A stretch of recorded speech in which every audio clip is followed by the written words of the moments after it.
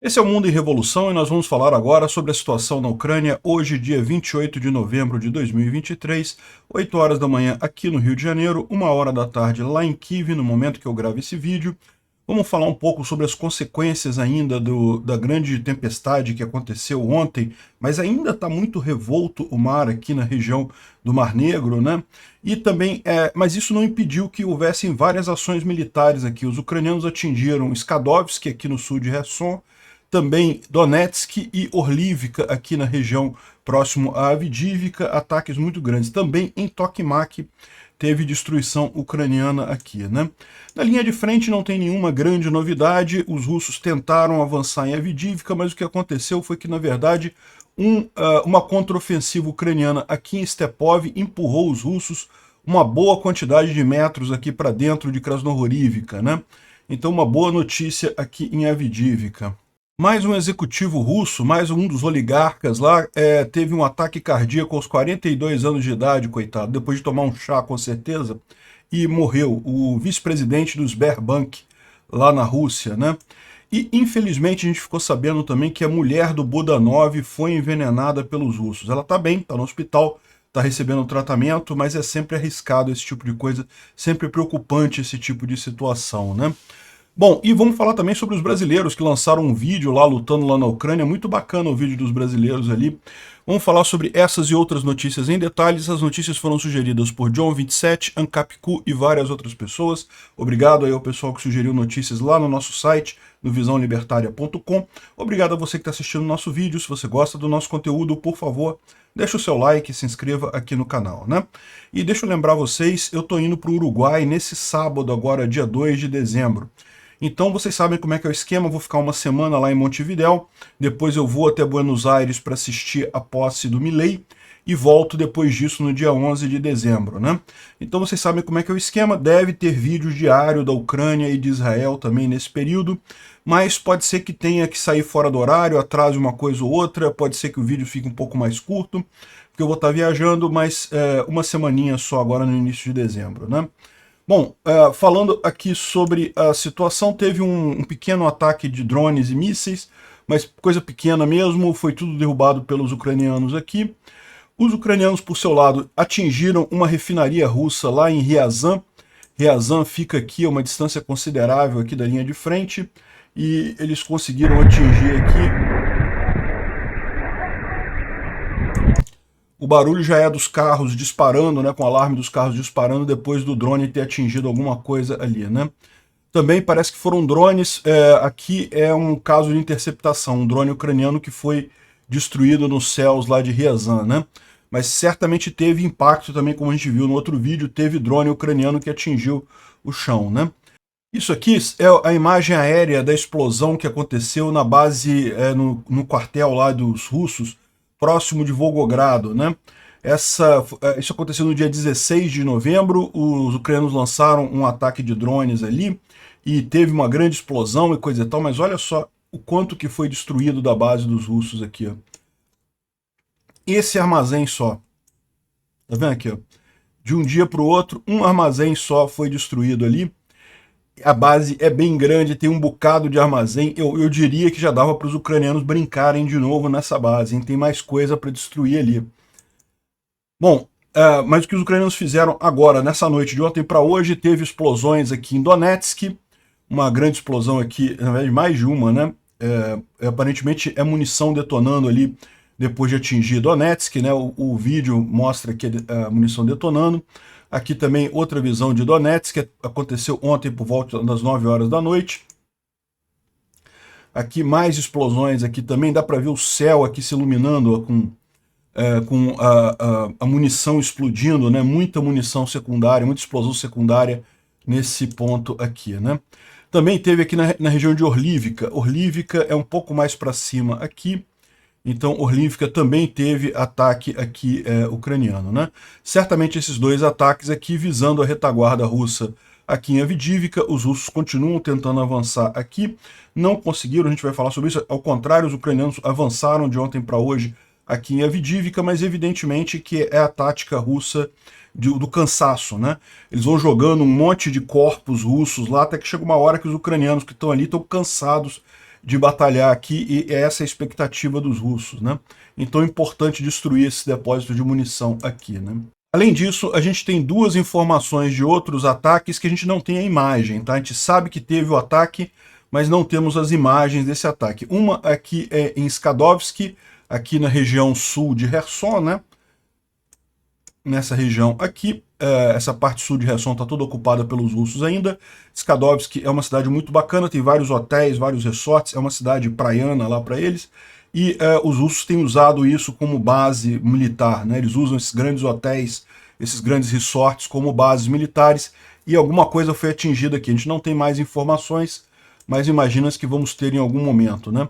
E também Tokmak também teve um ataque, Tokmak certamente visando aqui a retaguarda russa na região de Oryhiv, onde os ucranianos também avançaram de ontem para hoje. Apesar de todo o tempo muito ruim, de muita chuva, muita lama, muita neve, mas teve avanço, né? Aqui em Tokmak, o pessoal comentando por lá está falando que não, porque os ucranianos atingiram a Tokmak essa manhã, 2 mísseis atingiram um jardim da infância e coisa e tal, e a escala de destruição é muito grande, não sei o que lá. Só que no final o cara coloca aqui, deixa eu tirar minha cabeça daqui. Mas teve 200 e 300 no meio dessa história, ou seja, teve mortos e feridos no meio dessa história, né? De 200 e 300 eles usam isso em termos militares, ou seja, no final das contas, essa história de que foi jardim da infância aqui é falso. A gente não tem nenhuma imagem comprovando isso daí lá por parte dos russos. O que deve ter sido atingido foi mesmo algum grupamento de militares russos ali, né? Mas não temos mais informações, tanto Tokmak quanto Skadovsk. Bom, falando sobre a linha de frente, uma boa notícia aqui, os ucranianos avançaram mais um pouco aqui em Robotny e também aqui próximo a Verbove, né? Verbove é essa área aqui, os ucranianos avançaram mais um pouco. É muito importante essa região aqui entre Verbove e Novoprokopivka, porque aqui é uma região mais alta, então faz um bocado de sentido aqui avançarem para cá, né? Da mesma forma aqui também, Kopani está logo aqui do lado, é muito importante para os ucranianos tomarem essa região aqui também, né? Bom sinal que teve algum avanço aqui nessa região. Agora, continua sendo o ponto mais sensível a questão de Avdiivka. Esse vídeo aqui mostra uma quantidade enorme de tanques russos, de blindados russos, num ataque deles que falhou ali na região. Aqui, ó, tem mais aqui atrás, um monte de blindado aqui, ó, tudo destruído já. Um ataque que ele falhou na região de Vodiane, né? Então, se você olhar aqui em Avdiivka, Vodiane está aqui, eles estão tentando tomar Siverny, nessa região aqui. Esses tanques, essa coluna de tanques é em algum ponto aqui dessa região, embora aqui esteja marcado com vermelho, né? Esse mapa aqui ele tende a ser um tanto pessimista. Essa área aqui é uma área cinza, uma área que está em disputa ainda entre ucranianos e russos, né? E os russos saíram aqui de Vodiane em direção a Siverny, mas no meio do caminho aconteceu isso daqui, né? Dá para ver que realmente não sobrou muita coisa do suposto ataque russo, né? Um monte de tanques aqui, aqui também, mais um monte aqui, e depois ali na parte de trás aqui, ó, vários tanques aqui, vários blindados, né? Nem todos aqui são tanques, mas muitos são muitos blindados. Ainda do lado de lá também um monte de coisa. Mais um ataque repelido lá dos russos ali em Avdiivka, né? Então aqui, isso aqui é a região em que eles estão falando aqui, tá vendo? É a imagem desse vídeo aqui, neste ponto aqui, e justamente eles estavam caminhando em direção aqui, aqui, ó, Vodiane está aqui embaixo, Tonenk está aqui nessa região, né? Siverny é um pouco mais para baixo, não aparece o nome aqui, justamente onde foi o blindado aqui, a coluna destruída aqui, ou seja, está aqui, ó, Tonenk, Siverny e aqui Vodiane, a coluna aparentemente estava vindo nesse ponto aqui exato e foi totalmente destruída pelos ucranianos, né? Excelente notícia isso daí. E aí a outra notícia boa que a gente tem é que, ó, isso aqui é de um grupo lá dos orcs, né, dos russos, informação sobre a retirada das nossas forças dos arredores de Stepov é verdadeira. O inimigo aumentou o fogo, o inimigo no caso os ucranianos, e a pressão no leste do vilarejo, e para evitar mortes injustificadas, nossas forças deixaram a área e retraíram-se para posições mais seguras, né? Então é nessa região aqui, ó, Berdych está aqui, Stepov, essa cidadezinha pequenininha aqui, os russos já estavam aqui nos arredores de Stepov e foram obrigados a recuar aqui para fugir do fogo ucraniano, né? Então não é uma grande retirada dessa região, os ucranianos já fizeram isso antes. Na verdade, essa estratégia ucraniana é a defesa em profundidade, né? Então eles estão aqui segurando Stepov, mas eles sempre que podem, eles fazem um contra-ataque para justamente garantir que os russos estão morrendo com vontade nessa região, né? E por enquanto, o risco de cerco de Avdiivka ainda é muito pequeno, ainda tem várias linhas de comunicação saindo daqui. Aqui no sul de Avdiivka também a gente falou sobre isso, né? Virou uma armadilha para os russos aqui, os ucranianos saíram para a floresta aqui, para outra região aqui do lado, e no final das contas os russos entraram nessa área industrial aqui só para morrer aqui com ataques o tempo todo em cima das tropas deles nessa região, né? Bom, dando uma olhada de forma geral na linha de frente, como eu falei, não teve muita mudança, época da lama vai ter pouca mudança lá. Aqui a gente tem uma visão próxima de Kupiansk.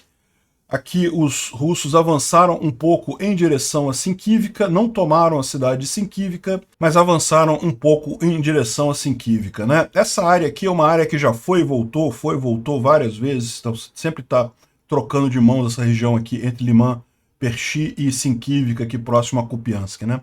Nada que ameace a segurança dos ucranianos ali.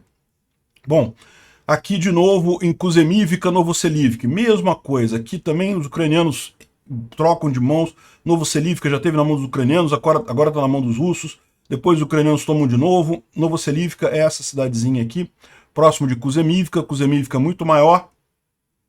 Os ucranianos também já chegaram a tomar Kuzemivka, mas depois foram expulsos de lá, os russos retomaram. Enfim, a região aqui de Svatov também nenhuma grande mudança, embora esteja havendo aqui uma série de ataques, né? Aqui é a região de Kriminá, também os russos já tinham tomado essa área aqui alguns dias atrás, mas fora isso nenhum grande avanço, né? Eles estão tentando avançar aqui em Bilorivka, também sem sucesso por aqui. Finalmente aqui em Orlivka, próximo de Avdiivka, né, a região aqui de Toretsk, Orlivka, aqui os ucranianos continuam tentando avançar aqui, a gente sabe que isso daqui é mais para distraírem as tropas russas aqui de Orlivka. Por quê? Porque Orlivka é quem dá a base para a tentativa russa de tomar Avdiivka, né? Avdiivka e Orlivka ficam aqui uma do lado da outra, ó. Orlivka fica justamente aqui, ó, essa grande cidade aqui, e é onde é a base russa que justamente provê as tropas aqui para Avdiivka, né?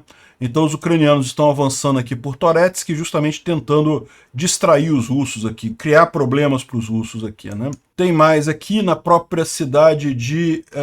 aqui é Staromayorsk e Urozhaine. Bom, os russos conseguiram avançar um pouquinho aqui próximo de Staromayorsk. Essa área aqui de Velika Novosilka, ela está meio parada já há algum tempo, né, estacionada por aqui. Os russos conseguiram um pequeno avanço aqui, mas também nada significativo, né? Em Robotny, como a gente falou ali no outro quadro, eles avançaram um pouco aqui também perto, no sentido de Kopani aqui, e também aqui no sul teve um pequeno avanço também nessa região aqui de Robotny, né?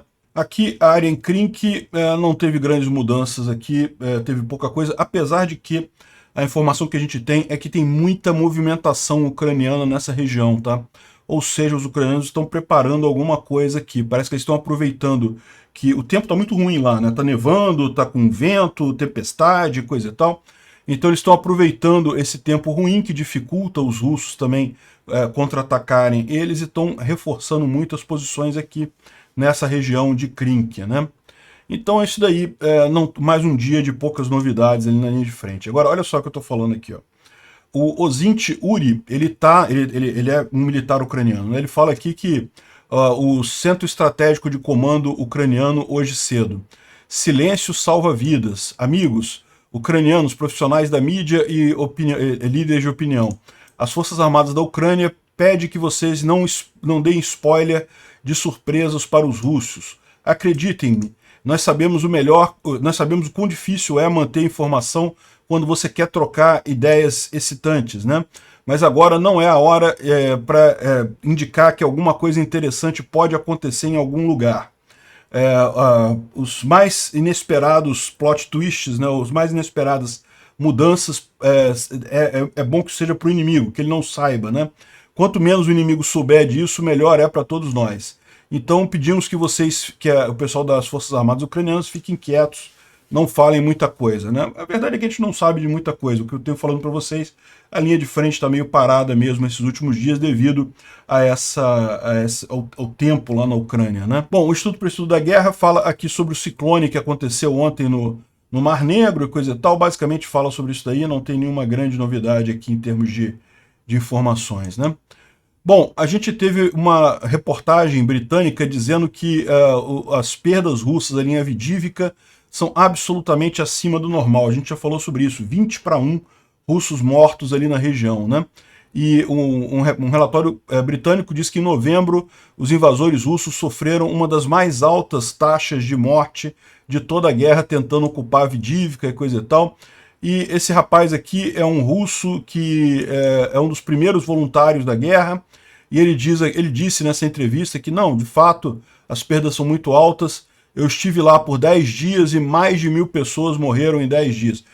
Eu imagino que isso ele está falando do grupo próximo dele que ele estava lá, porque foi muito mais do que 1000 pessoas. Está tendo uma média de 1000 russos mortos por dia, quase, lá na região de Avdiivka, né? Então, aqui, 776 é a média de russos mortos por dia ali na região, né?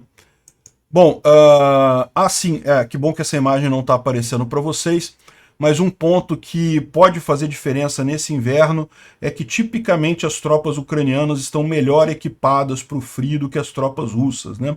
O pessoal gosta de falar que o inverno ajuda os russos e coisa e tal, né? Tem essa fama de que Napoleão perdeu para o inverno russo, chegou o general inverno e coisa e tal. Ano passado falaram a mesma coisa, mas ano passado a verdade é que o inverno foi um inverno ameno. Não foi um inverno muito frio, não. Este ano está pintando ser um inverno muito frio. Isso vai fazer uma diferença muito grande, né?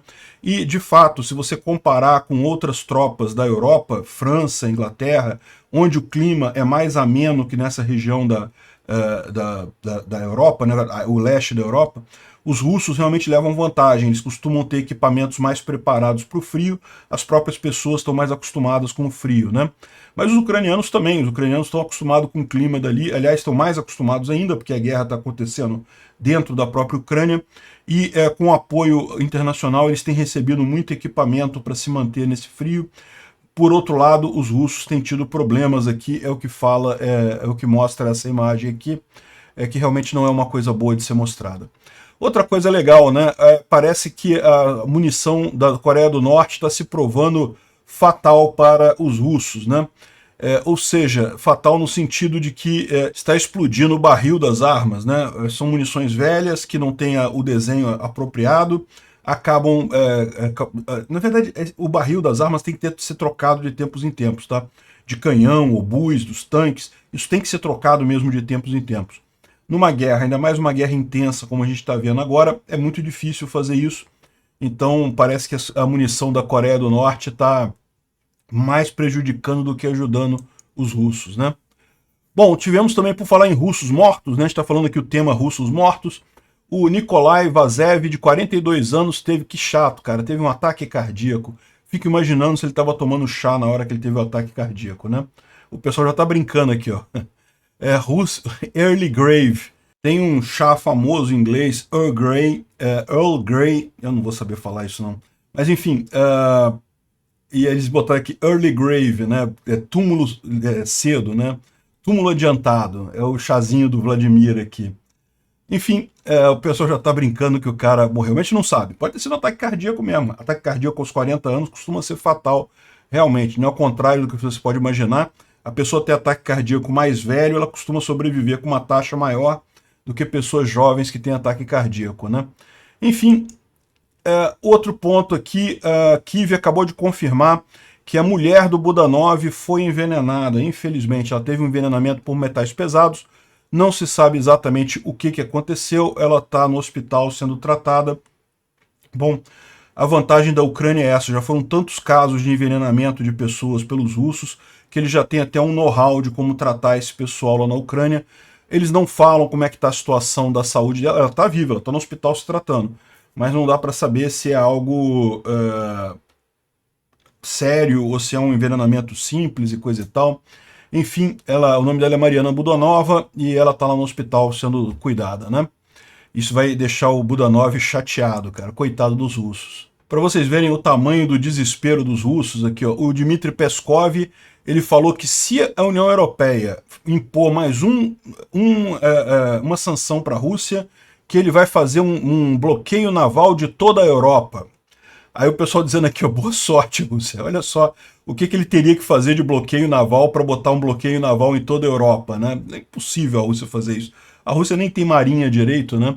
Ou seja, você mostra o desespero desse pessoal no final das contas, né? Bom, e por falar em desespero russo, isso daqui são cenas gravadas lá na Crimeia ontem, né? A tempestade que teve ontem. Ainda tá, o tempo hoje ainda tá muito ruim lá, ainda tem ondas grandes, está tendo muita coisa ainda. Mas ontem foi sem dúvida alguma o dia pior, né? Uma das coisas que aconteceu foi o navio Blue Shark acabou atingindo a margem próximo do vilarejo de Vitiazevo, que é ali na costa russa, né? Hoje pela manhã ele está assim, ó, totalmente encalhado na praia ali. A região é esse vilarejo aqui, ó, Vitiazevo, esse vilarejozinho aqui, ó, nessa região aqui da costa da Rússia. Ele está encalhado nessa praia aqui, né? Vai dar um trabalho tirar esse navio daqui, hein? Esse navio, do jeito que ele está aqui, para tirar ele daqui, eu não sei nem se tem como. Navio desse tamanho, encalhado na praia, assim, porque, olha só, ele chegou ali na maré alta, né? Com a maré muito alta devido à tempestade. Então não dá para esperar uma outra maré alta para ele sair, não tem isso, né? E do jeito que ele está encalhado aqui, o fundo dele já bem apoiado na areia mesmo, e não vão conseguir não, vão ter que desmanchar esse navio aqui. Bom, a boa notícia é que dos 21 membros, né, dos tripulantes do navio, ninguém foi ferido, deve ter passado um aperto ali com as tempestades, né? Ninguém ficou ferido nisso daqui. Aqui mais uma visão da estrada de ferro ali entre Sochi e Tuapse, né, que a gente já mostrou ontem que ela estava muito destruída, aqui o pessoal passando, um lado dela ainda está passando, o pessoal está passando de trem aqui, mas olha só a situação do outro lado, né, realmente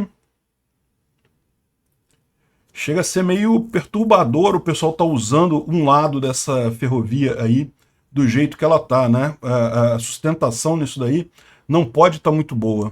Bom, vários raions que eles chamam lá, que é uma região, né, da Crimeia, e decretaram estado de emergência devido a essa chuva. Muita gente está sem luz, muita coisa está com problemas. Realmente muito prejuízo com a chuva aqui, né? Bom, a Político da Europa, uma revista sobre geopolítica ali na Europa, saiu com uma matéria absurda, completamente absurda, certamente paga pelos russos, né? Aqui, olha só o que diz aqui. Ela elegeu o Zelensky uma das pessoas mais poderosas de 2023. Até aí, tudo bem. Mas por que ela elegeu o Zelensky poderoso? Olha só. O presidente ucraniano trouxe a guerra para o Ocidente, convencendo pessoas que a batalha contra a Rússia também é deles. Que história? Como assim trouxe a guerra para o Ocidente? Quem fez a guerra foi a Rússia. O Zelensky está se defendendo, né? Ou seja, eles estão culpando aqui o Zelensky por ter pedido ajuda para o Ocidente. Caramba, olha só, o memorando de Budapeste de 94, o Ocidente se comprometeu a defender a Ucrânia. Se eles tivessem valor, o que eles assinaram ali foi Europa, foi Inglaterra, Estados Unidos e a própria Rússia, né? Eles se comprometeram a garantir as fronteiras da Ucrânia em 94. Então o que ele fez foi pedir ajuda, porque ele nem exigiu o cumprimento do memorando de Budapeste. Tinha que ter soldado inglês e americano lá na linha de frente, lutando contra os russos ali para garantir o memorando de Budapeste, né? Não, foi o Zelensky que trouxe a guerra para o Ocidente, né? Convencendo pessoas de que sua batalha contra a Rússia também é delas, e dando a ele autoridade para fazer a Europa fazer o que ele quer. Caramba, que absurdo isso! Desde quando existe isso? O cara pediu ajuda, a Europa ajudou, felizmente ajudou, tá fazendo a coisa correta. Olha como é que é claramente a visão russete da coisa, né? Não, que tinha que deixar a Ucrânia morrer em paz. Como assim defender a Ucrânia? Não pode, né? Absurdo isso daqui. Completamente absurdo. Certamente questão de pagamento russo para a mídia ocidental. Eu fico abismado ainda, porque o meu canal aqui é pró-Ucrânia, né? Eu sou mesmo aberto, não tenho o que dizer, não escondo de ninguém. Eu acho que qualquer pessoa tem que ser pró-Ucrânia. Quem é a favor da paz tem que ser pró-Ucrânia, porque foi a Rússia que começou a guerra. Então, se você quer a paz, você tem que ser a favor da Ucrânia para que quem começou a guerra se ferre, né? Tem que ser isso, não tem alternativa. Mas enfim, o pessoal fica falando, não, que o Peter fica vendo notícia da mídia tradicional. Caramba, não, a mídia tradicional é totalmente russete. Vocês que estão seguindo a mídia tradicional aí, acreditando nessas lorotas da Rússia aí. E chega a ser engraçado isso, né? Porque realmente o pessoal, a mídia tradicional virou um termo depreciativo em termos de informação. Bom, hoje os ucranianos estabeleceram uma delegação para fazer contato com os republicanos lá nos Estados Unidos, né? Vocês sabem, existe um pacote de ajuda que está para ser aprovado para a Ucrânia lá no Congresso americano. O Mike Johnson falou que vai botar para votar, que é uma coisa urgente. É lógico, os ucranianos buscaram aí fazer o lado político da coisa junto aos republicanos também, nisso daí, né? E a gente tem uma outra boa notícia aqui, ó, o Mike Johnson, né, que é o presidente da Câmara lá, disse que a questão da ajuda à Ucrânia é uma prioridade para trabalhar no Congresso americano, e na verdade ele é o único obstáculo disso. Por quê? Se ele colocar para votar, certamente tem a maioria na Câmara para aprovar a ajuda ucraniana, né? Ele falou aqui que nós não podemos permitir que o Putin marche pela Europa, entendemos que precisamos prover assistência para a Ucrânia, e ele falou também, não está nesse ponto aqui, que isso é tão importante quanto o muro no sul, né? O muro lá para proteger o sul dos Estados Unidos, do México, né? Então o que eu estou achando que eles vão fazer, eles vão botar as coisas juntas, a ajuda para Israel, para a Ucrânia e o muro. E com isso vão tentar conseguir a aprovação do Congresso para as três coisas lá nos Estados Unidos, né? Vamos ver como é que vai ser isso daí. Como eu falei para vocês, a previsão é que a votação seja no dia 4, agora 4 de dezembro, né? Bom, olha só, o Mike Pompeo, que foi o secretário de defesa do Trump, ele falou que o apoio americano para a Ucrânia vai continuar, não importa quem ganhe a eleição presidencial, né? Ou seja, isso é uma sinalização bacana. Eu já tinha falado para vocês isso. Eu sei que o Trump está falando algumas besteiras russetes por aí, justamente porque ele quer marcar um contraponto contra o Biden, né? Mas mesmo que ele ganhe a eleição, não acredito que vá ter mudança nisso daí. Os Estados Unidos têm uma posição de continuidade nesse tipo de ação. Seria muito difícil ele parar esse apoio, né? E o Mike Pompeo, que é da equipe dele, é um aliado dele, está falando, deixando isso claro aqui, né? Bom, segundo o Departamento de Estado americano, eles acreditam que sim, o Congresso vai aprovar o financiamento para a Ucrânia na semana que vem. Vamos torcer para isso, né? E também o Zelensky recebeu aqui o presidente e vice-presidente do Banco Europeu de Investimento, que estiveram lá em Kiev para apoiar a Ucrânia aí nessa guerra também. Excelente notícia isso daqui, né?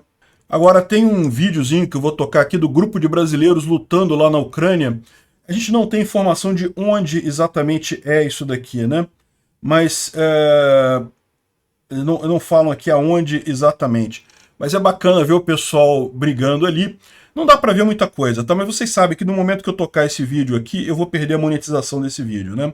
Então eu vou pedir para vocês, quem puder, entrar como membro do canal, porque tem acontecido com uma certa frequência de eu perder a monetização dos vídeos, porque o YouTube não gosta do conteúdo guerra, ainda mais quando botam outros vídeos com... Vocês vão ver o vídeo aqui com tiro e coisa e tal, minha monetização vai pro saco, né? Então quem puder entrar como membro no canal, se tornar membro, o valor é baratinho, pagar mensalmente, coisa e tal, me ajuda a fazer esses vídeos, né? Me dá mais tranquilidade para poder mostrar esses vídeos sem perder a monetização. Nossa, eu tô atirando? Acabou já. Não. Cadê o pino aqui? Vai na frente do lobo lá e atira na janela. Não. Vai pra qual janela? Naquela janela? É na janela de cima lá, tem um buraco. Atira lá. Onde é que tá o lobo? Aqui na frente.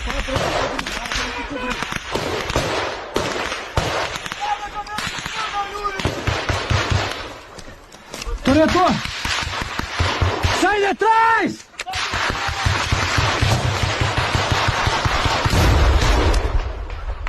Filho da puta! Nossa, eu tô atirando. Muito bom ouvir palavrão em português nesse pessoal, né? Mas bacana, um grupo lá da Legião Estrangeira, lá só de brasileiro ali conversando. Não, vai lá atrás do cara lá do lobo, atinge a janela lá e, porra, certinho, atingiu a janela, né? Onde é que foi isso daqui a gente não sabe. Mas muito bacana no final das contas. Obrigado por assistir o vídeo até o final. Se gostou do conteúdo, não esqueça de deixar o seu like, isso ajuda o canal a crescer e a chegar para mais gente. Se não gostou, deixe o dislike e explique nos comentários como podemos melhorar. Comente também sugestões de temas que podemos trazer por aqui. Comentários insultuosos ou defendendo ditaduras e criminosos de guerra serão sumariamente bloqueados. Agradeço a compreensão. Se ainda não é inscrito no canal, considere se inscrever clicando no botão inscrever-se abaixo e marcando a campainha para todos os avisos. Se quiser ajudar o canal, veja no nosso site como você pode fazer isso.